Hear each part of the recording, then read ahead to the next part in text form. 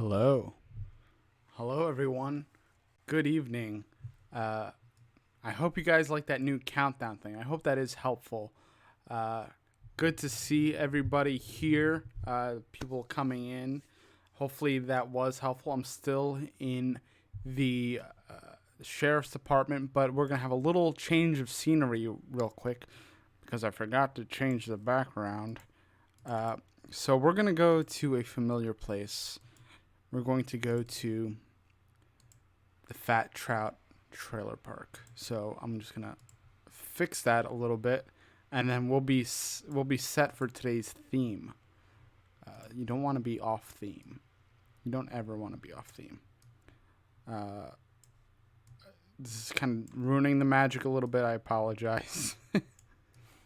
uh, we'll have it kind of back there. All right.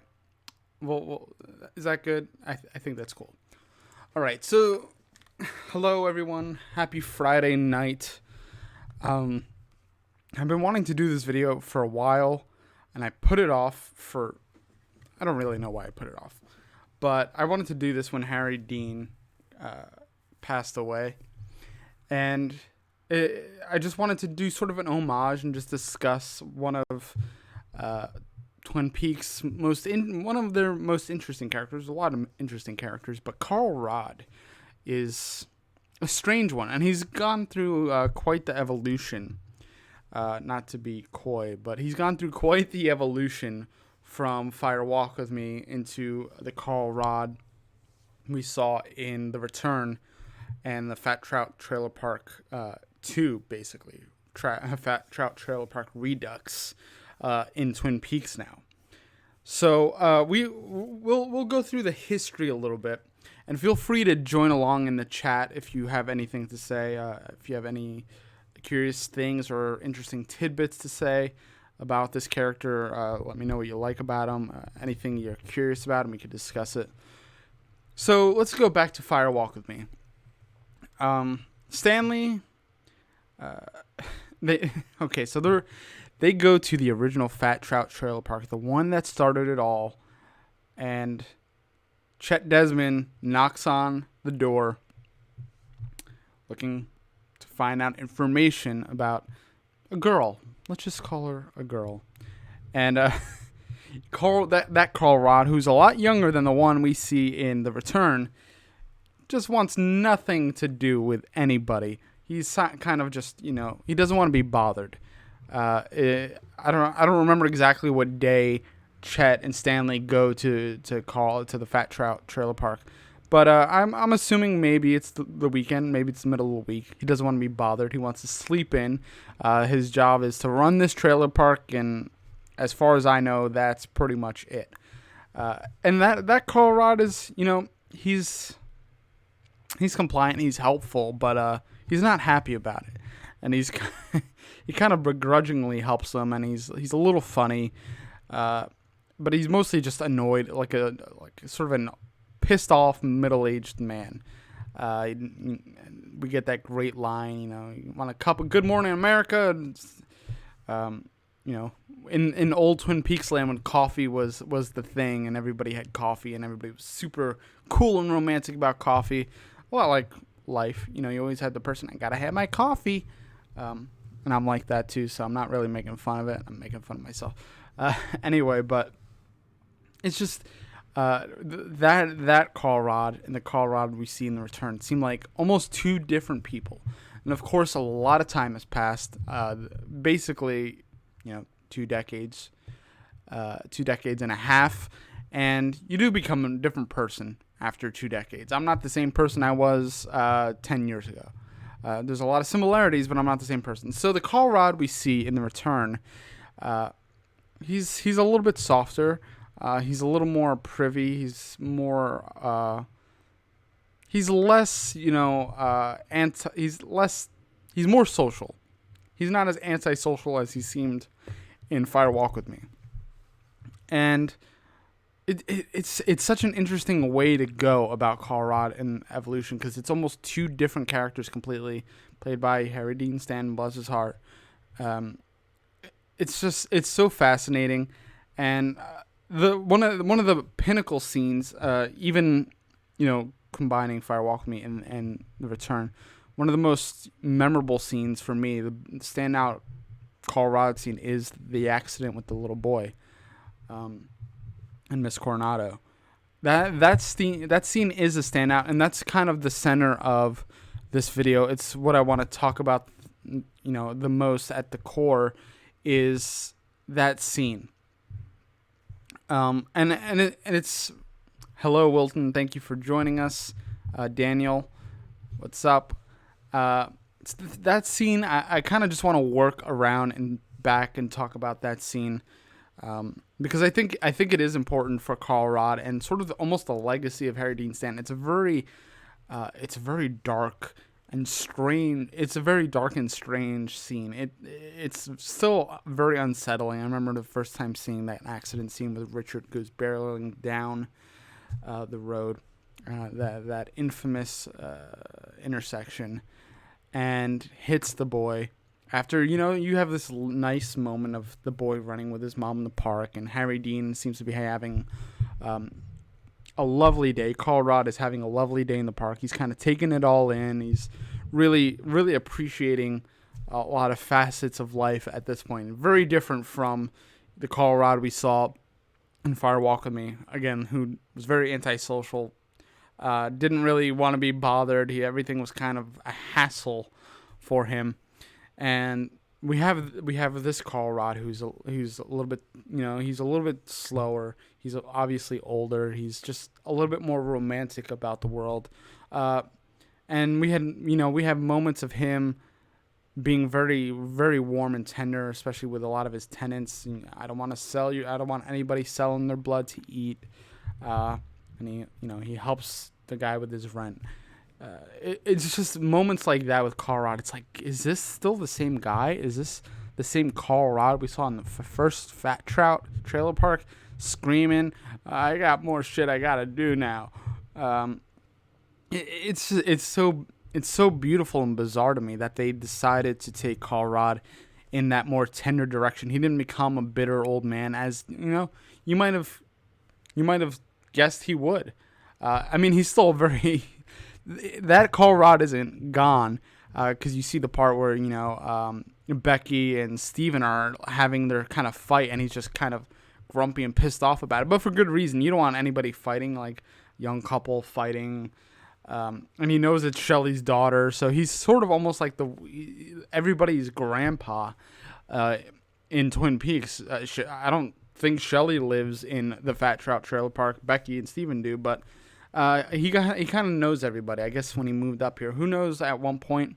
I don't know if they actually gave a timeline for when he transferred it. They might have in one of the dossiers, but I don't totally remember. Anyway, so he's still sort of pissy about stuff, and you could see that at some points. And that might be Harry Dean Stanton kind of bringing that back. Maybe his personality coming through. Because the original, I keep wanting to call him Harry Dean, but Carl Rod, the original Carl Rod in Fire Walk with Me, he just seemed like a grumpy guy. He was helpful, but he was just not. He was just didn't seem like he'd go out of his way to help somebody. And we know now that Carl Rod in Twin Peaks, The Return, has like almost a little brigade. He has like a little squad that helps him get around and get stuff done. And when Shelley was like worried that Becky was gonna shoot Steven, he had his little like tin whistle thing, and he like summoned people, Carl Rod has sort of he has some kind of status in Twin Peaks: The Return that you wouldn't expect from that same Carl Rod we saw in Fire Walk with Me. He just has this sort of air. Everybody kind of knows him. He's very helpful to everybody. He's definitely not that same guy that is reluctant to do anything. He seems to be sort of on top of things, and is a much older guy on top of things. People seem to trust him and go to him for when they're in trouble. Shelley's a good example, but I'm assuming a lot of people do that with him. That's the notion I got from the scenes we had with Harry Dean Stanton. And, there's the beautiful guitar playing scene. I love hearing Harry Dean Stanton sing. It's just the contrast with Fire Walk with Me and the Return Call Rod is just so interesting to me. And then we have the tragic car accident scene that it still leaves a bad taste in my mouth. It makes my stomach hurt even thinking about it, because you didn't expect it coming. It was just like this nice scene, and then there's a part of you that's like, this seems too nice, and then you get the cutbacks between Richard driving and then the kid running, and something's coming. You hope it isn't, but it is, and then it happens. And then there's all the awkward acting in that scene from the extras, not anybody involved in the actual scene. The boy did a great job. Coronado did a great job. Harry Dean Stanton did a great job.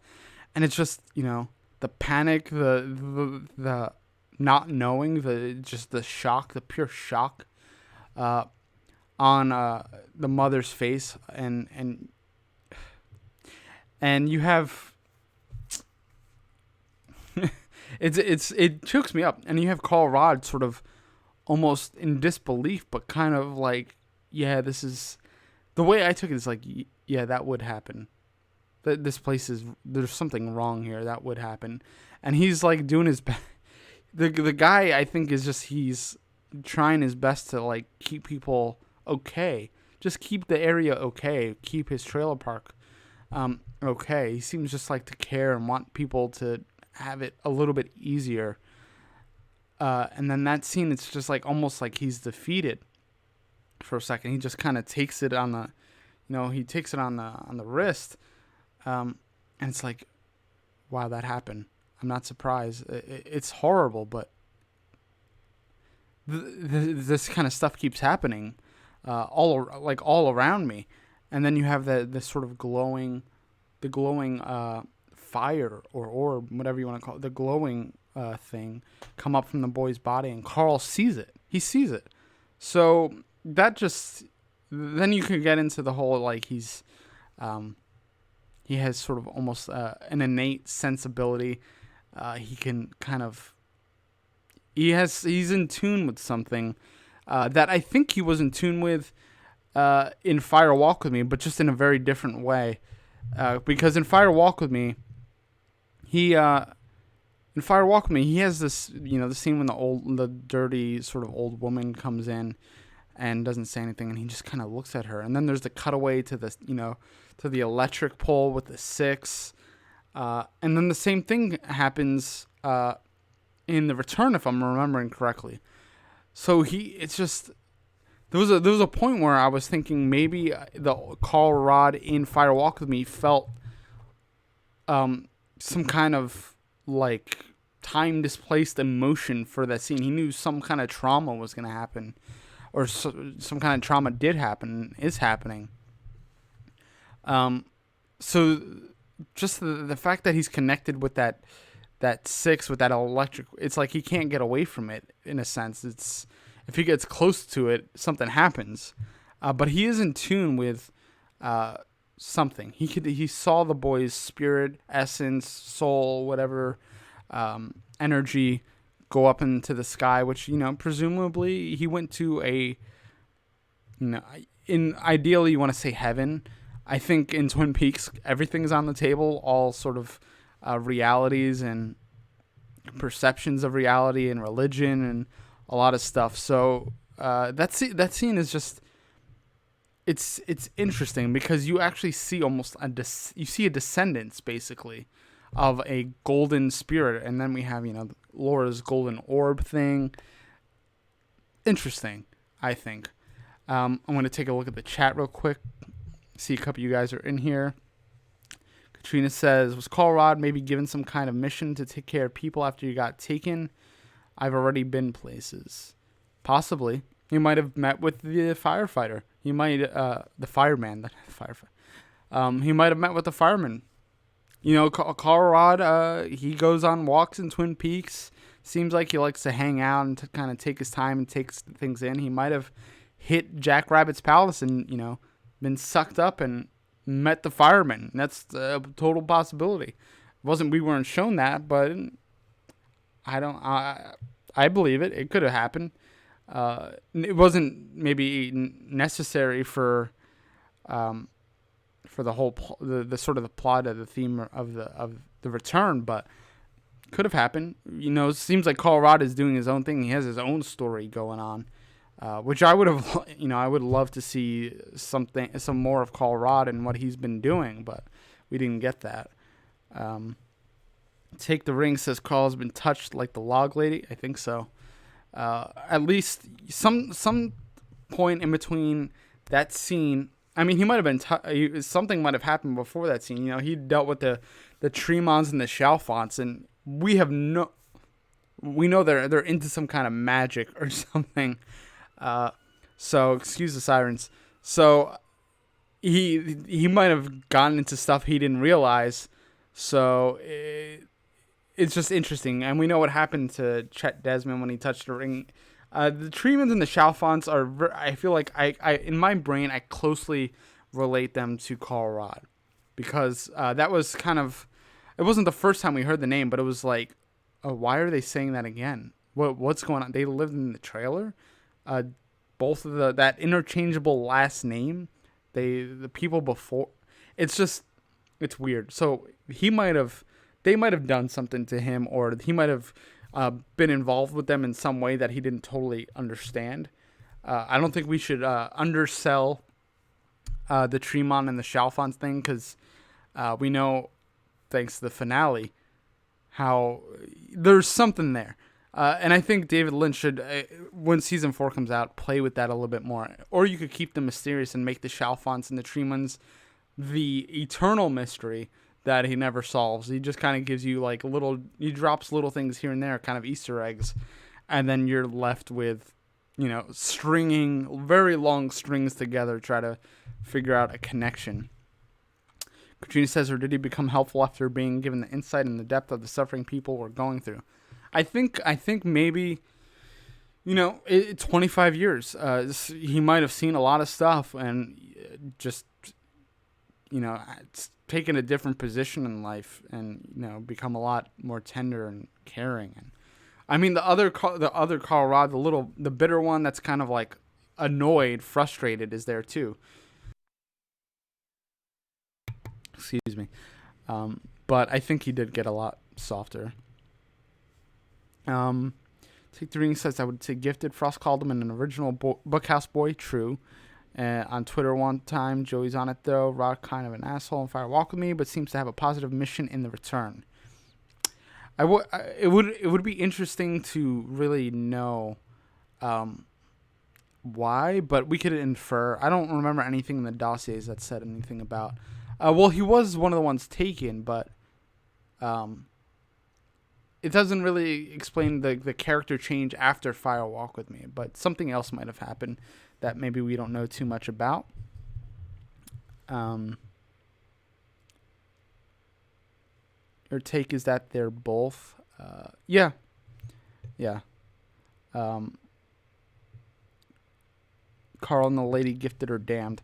I think, yeah, they're both. I mean, Log Lady was dealt a really terrible hand, but then she got sort of this gift of communication with her dead husband and was able to really, very poetically, metaphorically, and abstractly kind of help law enforcement and Twin Peaks. One of my favorite Log Lady scenes is in Fire Walk with Me when she meets Laura outside the roadhouse. And that scene still moves me today anytime I watch it. It's such a... Anything with Catherine Coulson. I really wish Catherine Coulson and... really wish Log Lady and Laura Palmer had more scenes together. Something about those two, just sort of eye-to-eye speaking, is just... The energy is so massive. And it's just... that scene just moved so well and so powerful to me. Katrina says, how did the Tremont Chalfont fortunes change in the altered timeline to take them from the trailer park to this big, expensive house? Good question. I'm not sure. there's a lot of questions, and they definitely moved on up from a trailer, and it's really really interesting. And we know the old woman ended up in the other house, with who we can maybe guess is Red, as a young boy, David Lynch's son. But was it? Yeah. So they had the trailer. Then they had that house where Laura delivered Meals on Wheels, and it's so interesting. The Chalfants and the Tremons and Carl Rod. Now we're going into Chalfont Tremont territory, but that's a bigger video. That's a video where we could talk probably for an entire day.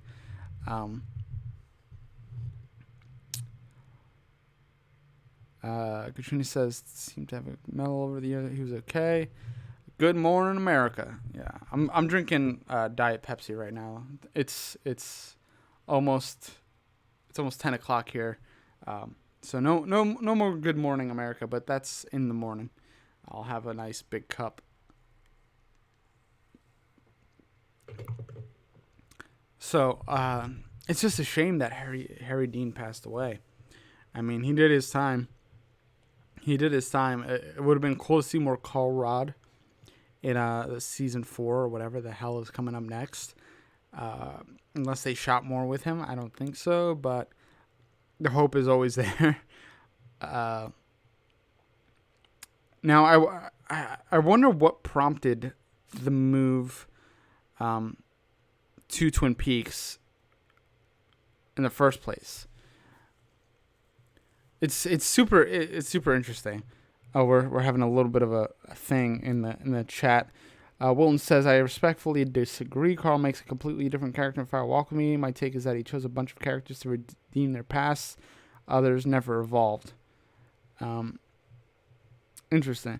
There's only like a moment in The Return where I feel like this is the same Carl Rod, and it's the moment where Becky and Steven are fighting, and he's sort of agitated. But that's the only real moment. He definitely got a lot softer, for sure.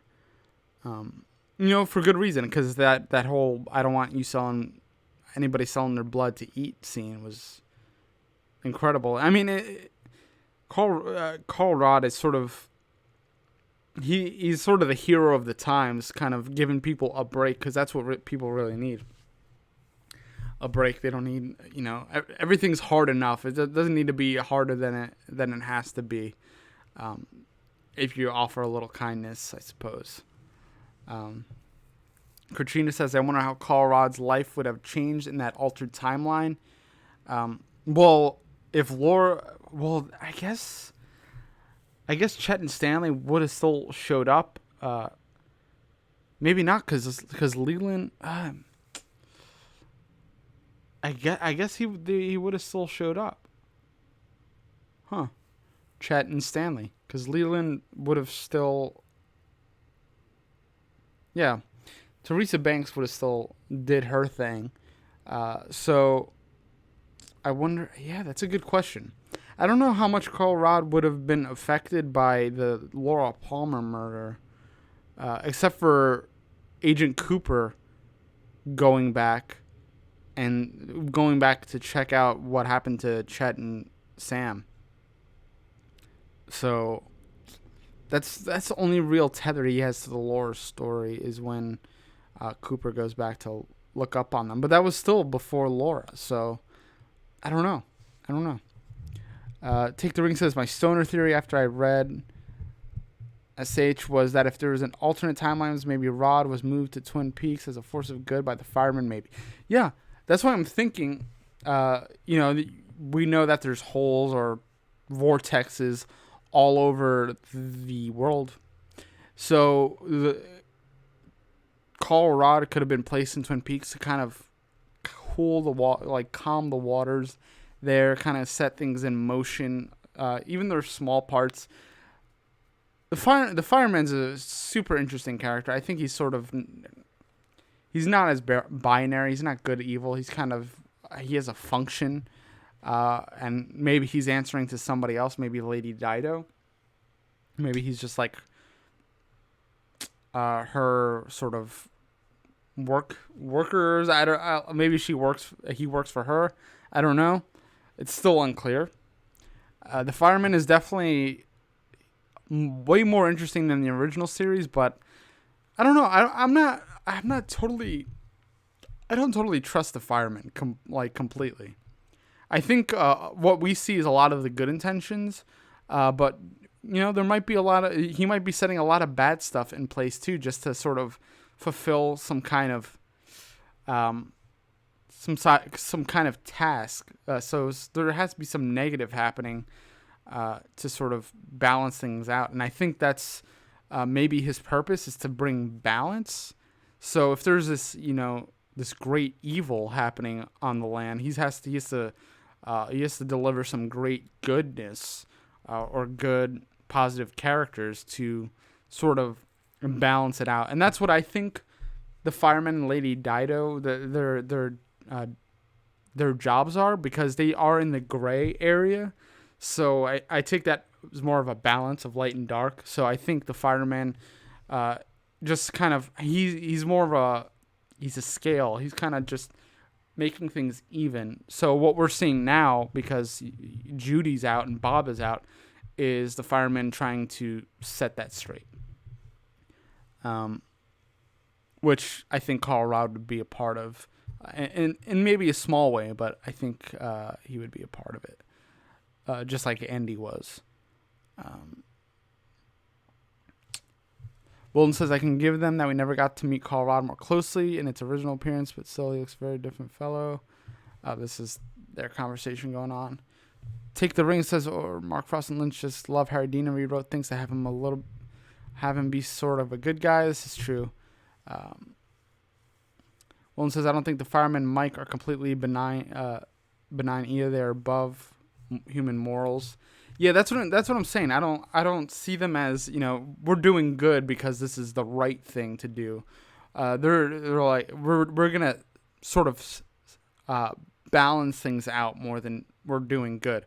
To us, it's good because that's how human morals work.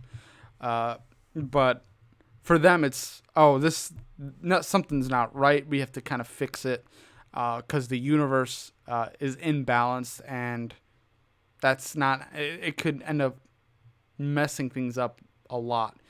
And if you go by sort of Doctor Who theory or Doctor Who time travel ideas, we haven't gotten into paradoxical sort of, I don't know if that's a word, paradoxical territory. I thought we were going to, but I guess we're working on sort of a change in the past, changes in the future. I don't know if it splits the timeline or creates a whole new one. I'm still unclear about what kind of timeline theories they're working off of. You could just say, multiple universes. There's infinite number of universes, which is easy. But the fact that Cooper went back, saved Laura, and then basically Laura was a lost soul, a lost teenage girl, all that time, makes me think it's just a new timeline, and there's not alternate timelines. We're just working with the one changing one. But again, I could change. I change my mind every other day about what kind of time travel theories, alternate dimension theories are going on there. Bolin says their ways are beyond our comprehension. Absolutely. There's a theory in physics, or sort of a philosophy of big toe, little toe. So it says the theory goes. So you have your little toe, and then you have your big toe, and all the possibility of human comprehension is just on this little toe. Everything else, like everything even beyond us, we'll never get to the big toe. Everything is we're just here, and then there's still all this, and then there's the big toe. So we're so limited. Human beings are so limited, and I think our brains filter out so much of reality, what reality is, or what we consider reality, that we're just so we're so I guess trapped by our own brains. We wouldn't be able to comprehend the vastness of whatever this is. So we're all in the little toe, and we could try our absolute best to get to the second toe, but we'll never be able to. Um, Take the Ring says Briggs and Milford discuss in Secret History that beings might be ambivalent to humans, morals. Absolutely. I feel like we're all pretty much in agreement on that. Um, Mike is the same way. That Black Lodge is the same way. I said this in the show I did with Cameron yesterday, that the Black Lodge is fractured, and there's a whole the rules of one has to go out while the other one comes in. One has to come in before the other one goes out, kind of thing. I think that went out the window because the Black Lodge is kind of falling apart. The balance is off, which is what sets a lot of this in motion. And then you have the doppelganger of the evolution of the arm make Cooper non-existent. And if Cooper's non-existent, then the rules don't apply to somebody who doesn't exist. So then that's how Cooper gets out. There was a whole theory where people were saying Cooper didn't get out till part 16 or whatever.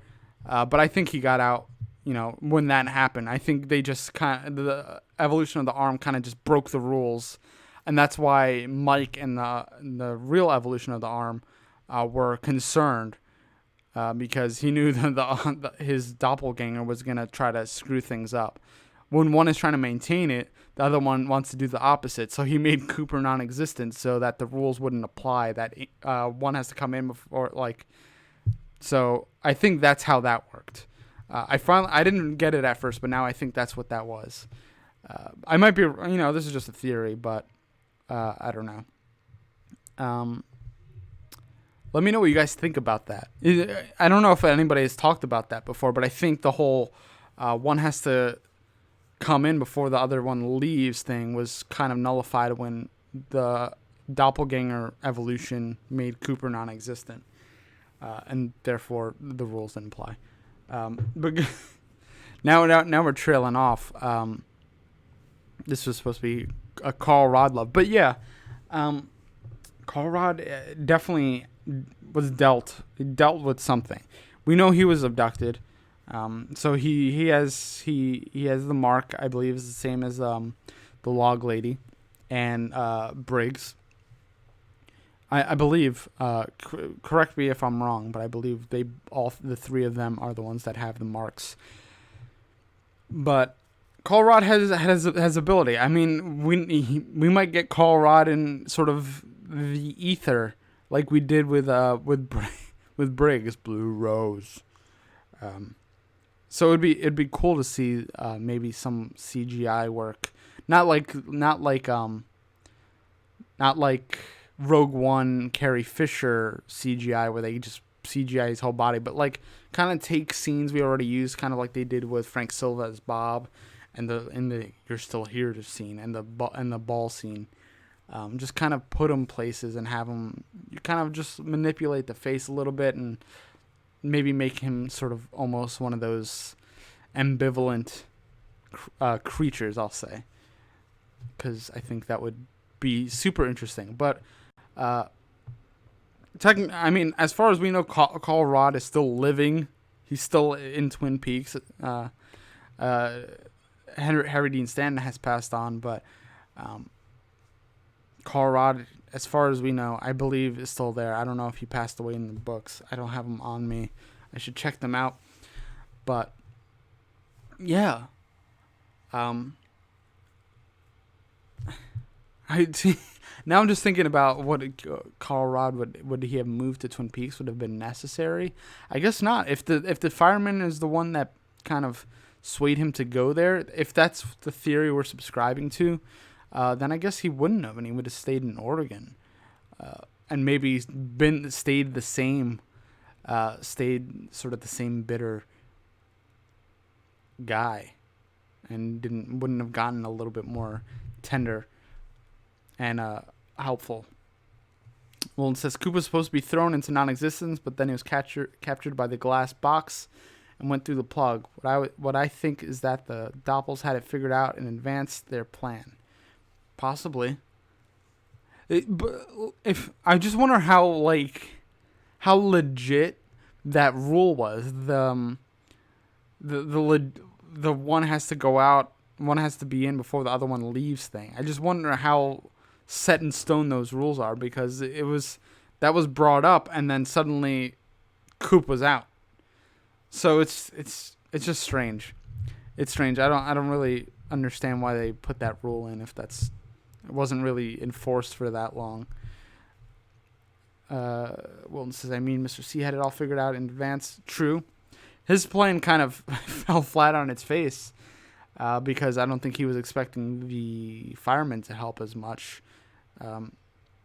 Mike said that after Coop was already inside Dougie. Oh, did he? I don't totally remember. But it's just weird. 402 says it's all too confusing.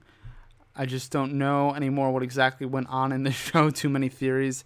Yeah, we're still playing around. There's still some stuff that comes up every now and then. Like the reason I wanted to do this Carl Rod thing, because I was like, did Carl Rod deal with the firemen? Is that why he moved to Twin Peaks? I mean, it's probably looking too much into it, but him seeing the orb and being almost like a different character almost made me start thinking, which is why I wanted to do the video. And I wanted to do it a while ago, but I'm glad I kind of waited. Wilton says, now one of you must die. He said when one should die. True. That's right. You're right. It's just the only thing is that Cooper got out, but then I guess the second rule is now one of you must die, which was going to happen anyway. One of them was going to kill the other.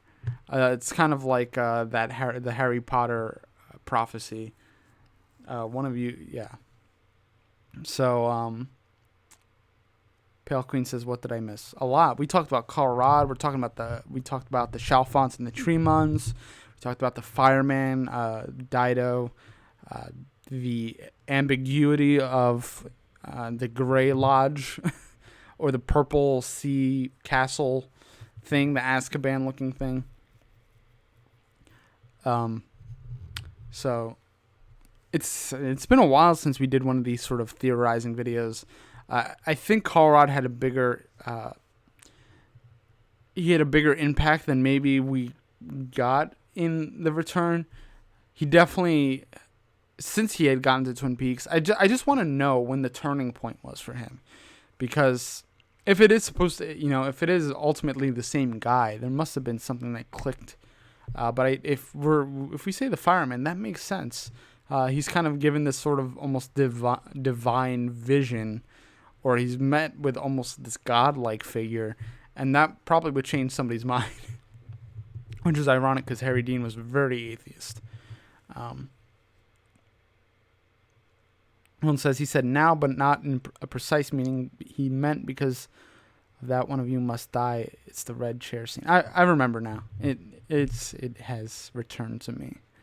402 says maybe we make it more complicated than it was meant to be. I just don't know anymore. I definitely am glad Harry Dean Stanton was on the show though. He was so good in everything I've seen. Oh, we definitely make it more complicated than it needs to be. There's no doubt in my mind. I kind of just like filling in a lot of the ideas, and it's just fun to talk about, really. It's fun to talk about. I change my mind pretty often about what I think is happening. There's some stuff that I very much stick with and I'm loyal about and think is, sure, this is what's happening. But then there's other things where I'm like, especially with the time travel thing, I don't know if it's multiple timelines we're dealing with, if it's the same one. It's kind of like a Back to the Future deal, because that didn't do multiple timelines. That was one timeline, and you went to the past and altered the same timeline. So if that's true, then of course there's an infinite amount of timelines, and we know that Twin Peaks sort of suggests that with the whole Jeffrey scene and the 8 or the infinity symbol. I'll open that for you. But I feel like we're dealing with the same timeline still, and we're doing a Back to the Future kind of thing, just changing the past. to affect the present. Take the Ring says Rod plays Red River Valley on guitar. Same song is played in Double R in original series at one point. Kind of fun thing I noticed recently. Oh, I didn't know that. That's a fun fact. Wilton says I try to stick to the facts in the show, but there's always a point where things don't tie up. Yeah, I mean, if we had things tie up completely, I don't think we would be having these conversations still. It's kind of like a done deal. It's just sort of a fun conversation piece, like any good work of art. I love The Return, so it's just fun to dissect as would be a good painting or sort of good music. 402 says, I hope Freddy is in season 4. I really like the character. Even the green glove was a nice touch. I wish Freddy did more. I mean, the scene he did where he kind of talked about his his experience with the firemen was cool. Apparently he only did 2 takes as far as I remember, but Jake is a cool dude. I would love to see more Freddy. I don't want to see him fight a ball with Bob in it again. I'm still not crazy about that, although it was like I do understand that Bob was the lesser evil in season 3, so it kind of like makes sense that to sort of almost minimize Bob in a way, because there's a bigger evil at large. So Bob isn't the big bad guy anymore, which makes sense. Pale Queen says the sea where Mr. C is captured to the right side. Briggs' head, there's a room filled with those things. Philip, Jeff, hundreds. Yeah, that scene I still don't totally understand. I wonder if they're just like time capsules. I think there's a part of me think that it's just a battery. They're just batteries. Like time is like almost this whole unstuck in time thing is just almost like an energy field. Like Jeffries is building energy. Those things are just sort of just batteries in a way. But this is just sort of a vague thought. I haven't really kind of broken it down and really thought about it. But that's kind of just the first thought I had.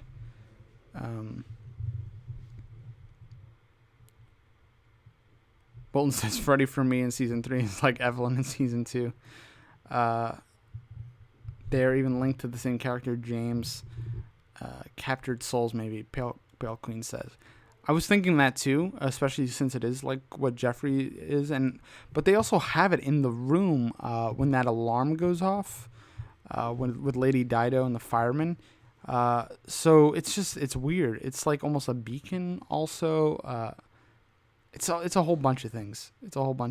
It's like what is running this place? What is running this castle? Because it seems to have like light and all these pretty normal things in it, but I'm sure that it requires some kind of energy, and since what I'm taking is that place is pretty ambiguous, it might take energy from lost time or something like that. I don't know. I don't really know exactly. Pro2 says, what is your theory on why Cooper acted like Bob at the end of season 2 and then acts totally different in season 3? I would like it if Cooper was more Bob-like than Mr. C-like. I think Cooper's dark side is probably very comparable to Bob, because I can just, we know a lot about Cooper, but there's a lot of darkness, just a lot of darkness in Cooper. He's seen some shit and he represses it, which makes the darkness even darker when he just hold it and let it like stew. So I think at one point, I think there was a change where Cooper's darkness was just strong, like maybe strong or just as strong or stronger than Bob's. I mean, they're both complementary of each other, but I think the doppelganger's darkness was so far beyond because of all the things Cooper had repressed or didn't want to deal with, and it just festered, and it just created this very dark evilness. And we saw Cooper as almost this immense light, complicated, but he was sort of a light to people, but people aren't just balls of light. It's just not the way people work. You have to, have your bad days, and you have to deal with stuff, to really progress and come to terms with things and move forward as a person. I don't think Cooper did that well. He was very spiritual about it, but I don't think he did it properly. He was kind of just always trying to wash it out. So I think the doppelganger is just all of that manifested, and then Bob is sort of that as well. He's like the evil that men do. So you have like this immense internal struggle of evil, and that's almost like what's the word I'm looking for? It's almost like a superficial evil versus like the internal emotional darkness combined as one to create this like super evil force. But again, it was even the doppelganger is more kind of human in a way, because he doesn't have the light to kind of balance him out. It's just evil with like an evil center. So there's no way out with that.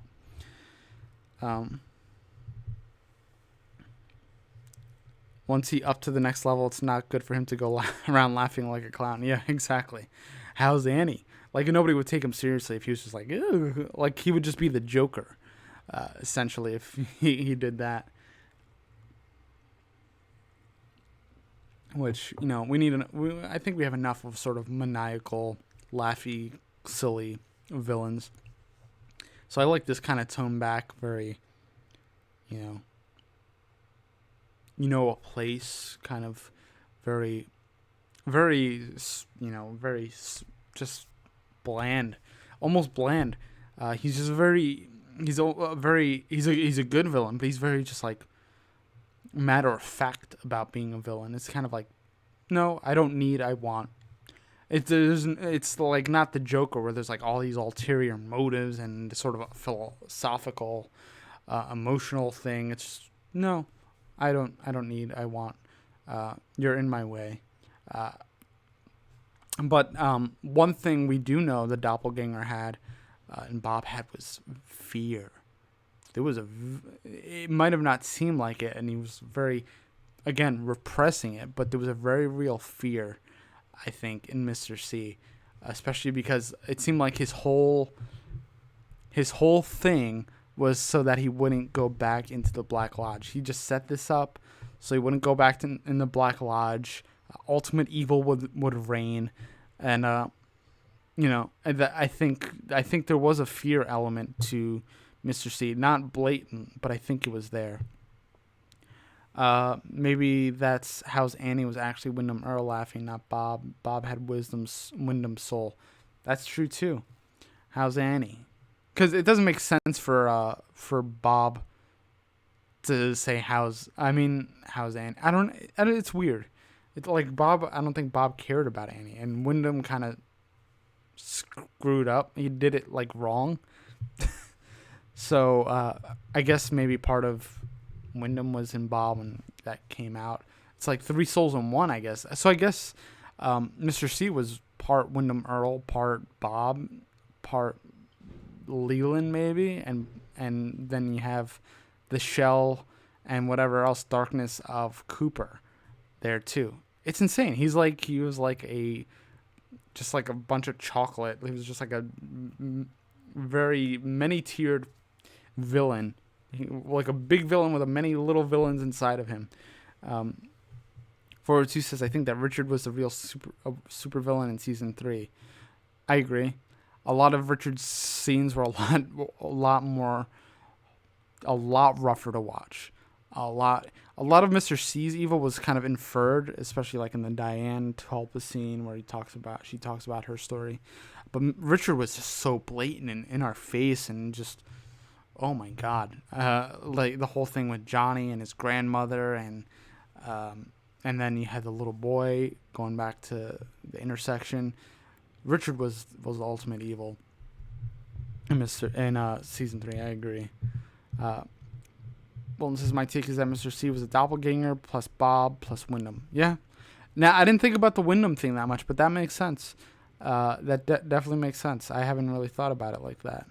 but there's like 3 baddies in one. Um, Wilton says this explains the suitcase and other things. True. I mean, I just wonder how that whole soul thing goes. Does it give you the sort of the wit, and you like gain sort of the sort of innate abilities of the people you've absorbed? I wonder. I don't know. I don't know how that works. That's a good question. That's a question for a whole other stream. The thought, train of thought. Does that's a good point. Wilton, do you get sort of the abilities or memories, and you get all that stuff? Is just becomes like sort of a mesh of a entity. Well, now Bob's done. The doppelganger is done, so that means Wyndham is kind of gone. If Bob is destroyed, then Wyndham is gone forever too. But I guess not. If we're going back, if the timelines were reset, I don't know how these figures that play weird in time. So I don't know how much they're affected by Cooper resetting the timeline. I don't know if they're not dead now, or if they're just gone, just out of existence in general. I don't know how they work in relation to time. My understanding was that they always sit outside of time. So if they die outside of time, if they are just sort of unaffected or unencumbered by time, then they're gone for good. But I guess if season 4 comes, we'll see if they decide to talk about that. Wilton says Wyndham is totally with Bob. Bob said I will take his soul instead. Yeah. So Wyndham and Bob are destroyed, as far as I know, as far as I say. All right, guys. So we've been on an hour, or about 50 minutes, because I had the timer at the beginning. I'm setting up a new schedule so everybody knows when new videos are going up or new streams. I'll probably let you guys know if it's a recorded video or if we're doing a stream on Twitter. But Monday, Wednesday, Fridays at 9 Eastern time. And then maybe a random one sprinkled here or there. But there will be videos uploaded on those days for sure. Check out the Patreon if you're willing to contribute. Only asking for $1. I haven't put in like those crazy tiers yet. Just $1. I want to kind of start a Patreon only podcast thing where we could discuss anything and everything. But thank you guys for watching this video. This was sort of a random idea I had, and I'm glad you guys participated and contributed to the chat. It's always welcome. So thank you very much. And any newcomers watching, please subscribe to the channel. We're trying to get to 2,000 by the end of this year, so that would be really cool if everybody helped out there. And feel free to always, contribute ideas for future videos. I'm always open to ideas of the community and people that watch. If you guys want to discuss anything in particular, no matter what it is, how small, how big, we could do it. We could do small video, long video. So feel free to share ideas. I'm totally open to it. I'll let people know it's your idea. I'm not going to just run with it. But thank you guys for watching, seriously. And let me know what you guys think of the new schedule, if this works for you, if other days work for you. I put a poll up, so check that out. But yeah, this was fun. Hope to do more Twin Peaks videos very soon. Thank you guys for watching, and I'll check you later. 42 says I'm subscribed. Thanks, 42. Appreciate it. All right, guys. Well, I'll catch you later. Have a good weekend, and I shall see you very soon. Later.